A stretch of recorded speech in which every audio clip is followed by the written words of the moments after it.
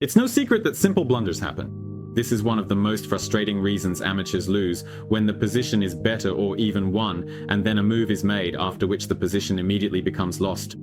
Today, I'm going to tell you the absolutely most important and fundamental rules that will genuinely help you significantly reduce the number of your unfortunate blunders and costly mistakes in your games.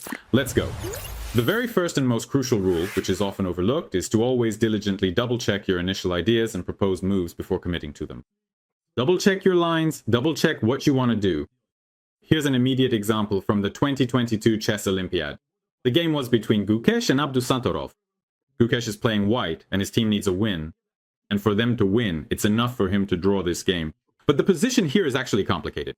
Both black and white have passed pawns. Right now, the knight on e5 is hanging, and Gukesh plays knight to f3. Of course, this is a mistake. And I think you've already noticed why it's a mistake.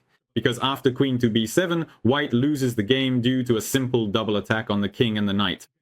And if Gukesh had asked himself the question, double-checked his own line whether he was missing something, then of course he would not have played knight to f3. At the grandmaster level, this is a blunder of the highest order. Yes, he wanted to create a mating threat to attack the pawn, it's all understandable. But he didn't double-check his opponent's threat, what his opponent wanted to do. That's why this is the first rule you should follow after making any move. Queen to d5, defending the knight, taking control of the b7 square, and then trying to push his c-pawn further. It's a sharp battle, of course, on the board, but the position is about equal, and white has every chance to eventually draw the game. And then the Indian team would have won this match. Blunders happen at absolutely every level, especially if we're talking about fast time controls. Grandmasters, top grandmasters, just make them far, far less often than amateurs do. And your goal is to reduce the number of blunders, not to try to eliminate them completely. Again, without going far, I'll give an example from my own experience from the recent Titled Tuesday. In this position, without double checking, of course there was a cycle, but there was plenty of time to check my idea. I see that black has a pawn on e6 under attack, but I don't ask myself, I don't double check my own move. And of course, considering that my king is exposed and the rook becomes undefended, I make the move queen to d5, simply a double attack. If I had double-checked my idea, the move I wanted to make, I would have realized this. And I would have safely moved the rook to c2 or maybe placed the bishop on c4 to control the d5 square. In general, the game would have continued and nothing would have been decided yet. But after the move rook to a6, it's an immediate loss. Or for example, also from Titled Tuesday, my last move here was rook to c1, placing the rook opposite the queen, and I want to move it away at some point, maybe even capture on e6. I had some interesting options here, but my opponent played b5. At first, I thought it was a blunder, and I was already planning to capture on b5 with the bishop.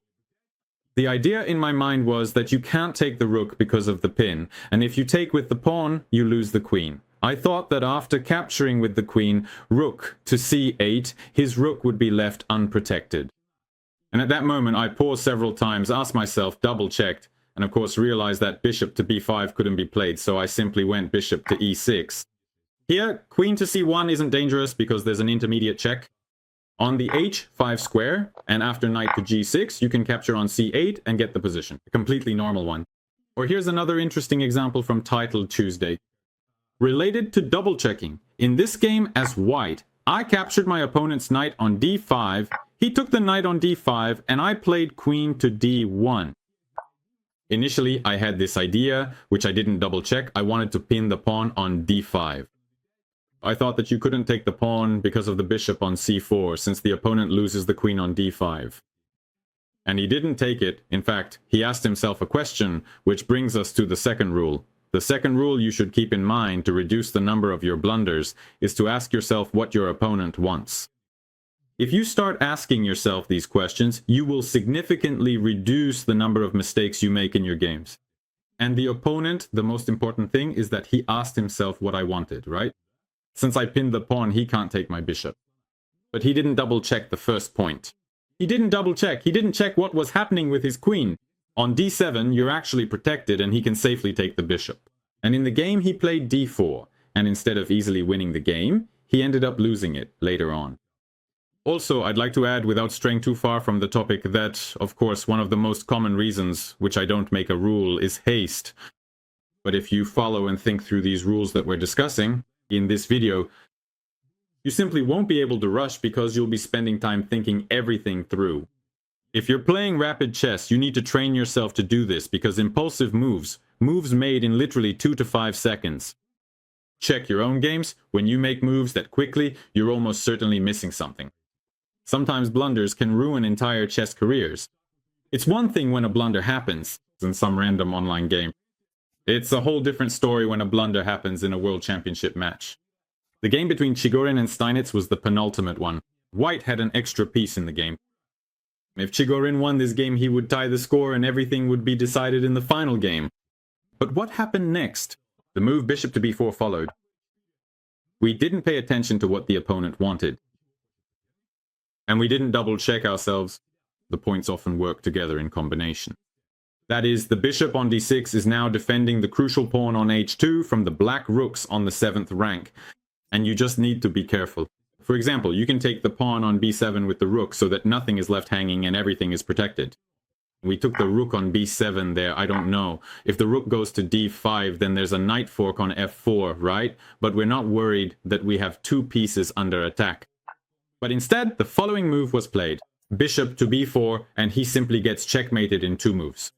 Chigorin loses the match, and you can also use the question of what your opponent wants not only to avoid some of their threats. In the middle of the game, Dafmitin is playing the endgame. You can also avoid falling into traps, for example, some from the advanced gambit. I remember when I was about 9 or 10 years old, I fell into this trap after the exchange variation, and I asked myself a question. Then, during the game, the question was that my opponent's knight on f6 was pinned. And now I can calmly take the pawn on d5 since my opponent's knight is pinned and can't capture me, right? But I didn't ask myself what he wanted, why he was giving up that pawn. So if you can't find the answer to what your opponent wants, then of course you should take it. If you do blunder something, you have to deal with it, but I didn't ask myself, I didn't double check. First point, again, I took on d5 and of course lost the game after he recaptured on d5. And it turns out that after the move bishop to b4, I have to give back my queen, and as a result, I ended up down a piece at the very start of the game. I remembered this trap for life. All the rules we're discussing now relate to tactical play, and to help you spot and notice these things more easily. You need to solve as many tactical puzzles and various combinations as possible. Then it will become much easier for you.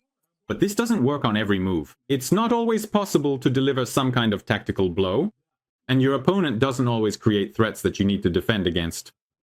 Also, to become a strong chess player, strategic understanding is very important of chess. Where to place your pieces, what to do in closed positions, what to do in open positions. Which pieces should be exchanged and which should not. Next rule, please avoid leaving hanging pieces on your board. What are hanging pieces? These are pieces that are not protected by anything. A famous example from the games of Anatoly Yevgenyevich Karpov, who was playing black here. And he already has a knight on the h5 square, completely unprotected. And he places another piece on the d6 square. So now he has 2 pieces that are not protected by anything. The knight on h5, the bishop on d6, and he simply overlooks the move queen to d1. White delivers a double attack and immediately wins the game. This is one of the most famous defeats of Anatoly Yevgenyevich Karpov. I mean, you get the idea, right? For example, here's an exercise for you to practice dealing with hanging pieces. You see, in the current position for black, the hanging pieces are the queen and the rook, which are not protected by anything. And because of this, white has a tactical opportunity here. I think you've guessed which move, rook to d7. Of course, because now both the queen on e5 is under attack, and the rook on d8 is also threatened. If black takes the queen on d7, we capture the rook on d8 with check, and then take the queen. If they take the rook, we capture the queen and win the game. And here's another point. Look, in the current position for white, all the pieces are hanging. We ask ourselves the question, what does the opponent want? He wants to play queen to g5, a double attack, and then queen again, setting up a triple attack. We need to improve the position of our pieces, so I hope, for example, that you suggested moving the bishop to f3. To place it on this good diagonal. And after the queen moves out, bring the knight back to b1. Yes, we have a knight on b1, which is currently not protected by anyone, but it's hard to get to it. There aren't really any threats. The knight protects the rook protects the pawn. Everything here is covered as well, and there are no problems. Everything is fine. Also, here's another tip you can take as a rule. Don't stand in line with long-range pieces, that's rooks and bishops. It's always dangerous. For example, in this situation, after the move rook to d1, we see that the rook is lined up directly against the queen. And it seems like there's nothing dangerous about it. But since black needs to play either e5 or c5 in order to open up the position to activate the bishop, well, in any case, you have to prepare for this. Or for example, play f5 right away. You can't do that, because it turns out that the rook comes into play and the bishop ends up pinned. Standing in front of long-range pieces is very dangerous. So here, for example, black needs to move. Friends, you need to move during the session and everything will be fine. Here's another example from the speedrun during my recent educational stream. After white brought the bishop out to g5, they created a pin. Again, we're standing right in front of a long-range piece, there's a pin, and it's always unpleasant. You always have to deal with a pin. Also, I ask myself again, what does my opponent want? Yes, he wants the chance to capture here, ruin my pawns, even though it seems like the bishop is developed and could go back somewhere. A good solution here would be to reliably get rid of this pin, cover the knight, and for example, after bringing out the rook, place the bishop on e6. Again, all the pieces are placed securely, protecting each other, and here we're not risking much. Here's another common problem you might encounter in a game. This is a head-on attack following a single plan with no deviation to the left or right. Again, I'll give an example from my own play entitled Tuesday. The position here, well, white really does have a good one. I found myself in a difficult situation. Again, let's ask ourselves the question, why can't we take the pawn on b2? We double check, and yes, there will be a knight fork on d5, attacking both the rook and the queen, and black will suffer material losses. I understand this, and I also realize that I need to activate my pieces somehow. So I play d5. My idea was that if white takes now, I'll recapture. They take, I take, they retreat. And in some way, I simplified the position. Yes, I do have some bad pawns, but the position remains roughly equal. That is, it's still possible to fight here.